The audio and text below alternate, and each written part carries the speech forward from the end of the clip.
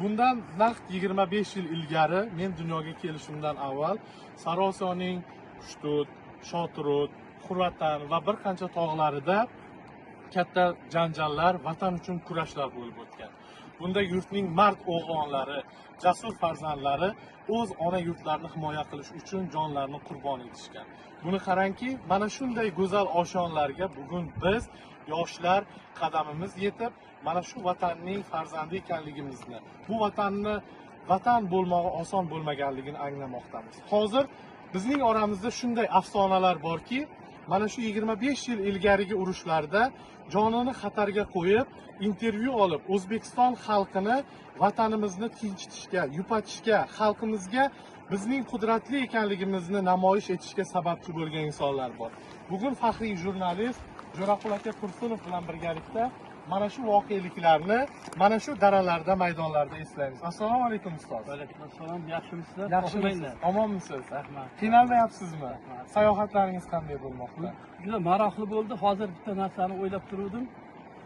Mana shu 39-40 yoshlarda edim. Mana shu tog'larda bugun tinch, osuda, odamlarning kelib ketishi, sayyohlarning, turizmning rivojlanishi uchun katta imkoniyatlar eshigi ochilgan mana shu hududlarda bundan 25 yil muqaddam 2000-yilda nihoyatda katta bir vahimali voqealar bo'lib o'tgandi. Ya'ni shu vatanimiz sarhadlariga Qushtud, Sarnava, Tamarqut mana shu hududlarda tamshushlarga nihoyatda ko'p miqdorda xalqaro terroristlarning kelishi, terroristlarning shu yerga uya qurib olganligi haqida mudhish xabarlar tarqaldi. Shunda men O'zbekiston televideniyesining Surxondaryo, Qashqadaryo viloyatlari bo'yicha maxsus muxbir ishlardim. Shu yerga keldik biz Muhammadjon Obidov, keyin yana bir rus guruhidan yaxshi bir qizimiz bor edi, Saida.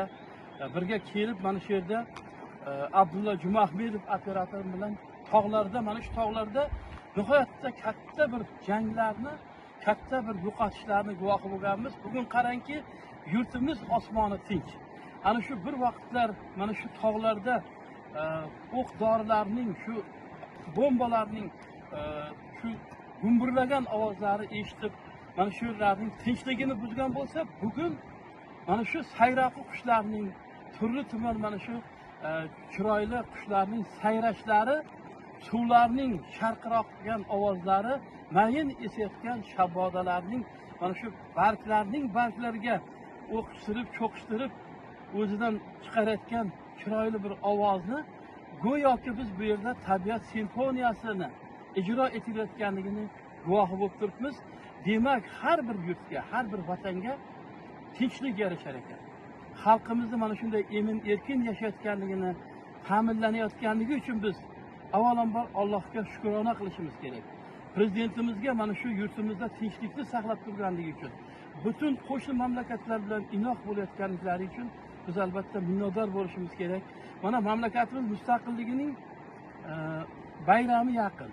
Mana shunday bayramlar arafasida biz shu bir vaqtlar o'sha bayramlar arafasida agar bu yerda o'qlarning ovozlari eshitilib turgan bo'lsa, o'sha kerak bo'lsa o'sha tog' o'ngirlarida yashirinib olgan xalqaro terroristlarning yo'q qilishga haligi qilingan amaliyotlar, harbiy amaliyotlar o'talgan joylarda bugun mana osmonimizning musaffoligini, quyoshimizning charaqlab turganligini va mana shunaqa turistlarning, ommaviy axborot vositasi vakillarining, blogerlarning bugun shu yerda press tur o'tkazayotganligiga guvoh bo'lib turibmiz. Albatta yurtimizda bundan keyin ham tinchlik bo'lsin, bundan keyin ham osoyishtalik bo'lsin, bundan keyin hech qachon o'shanaqa mudhish kunlarni, o'shanaqa voqealarni yoshlarimiz guvohi bo'lmasin.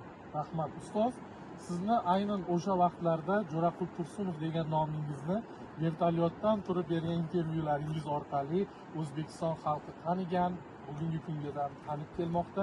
Siz bugun mana shu daralardan turib nima deya olasiz? Sarosiyoning sarhadlari mustahkammi? O'zbekistonning chegaralari yanada o'z himoyasini to'laqonli yaxshilab olganmi? Bu borada fikringiz qanday? Albatta bugun mana shunday vatanimizdagi tinchlikni, osoyishtalikni to'laqonli biz aytishimiz mumkin. Markaziy Osiyodagina emas, dunyoda hozir O'zbekiston qurolli kuchlari O'zbekistonning o'sha qurolli harbiy ilgilari salohiyati nihoyatda kuchli. Bir necha marotaba mana O'rta Osiyo, Markaziy Osiyo mamlakatlari o'rtasida o'tkazilgan katta musobaqalarda harbiylarimiz birinchi o'rinni olib, oliy darajali shu o'rinlarni olib kelyapti. Demak, biz 100% ishonsak bo'ladi. Bugun sarhadlarimiz mustahkam. Prezidentimiz doimiy ravishda Surxondaryo xalqiga e'tibor qaratib turadilar. Mana shu mayin esayotgan shamollarni bugun mana shu ortimizdagi Chosh daryosining sharqirab oqayotganligi, to'polonning to'lib turganligi bugun qalblarimizni xafif qiladi, qalblarimizga quvonch hadya etadi.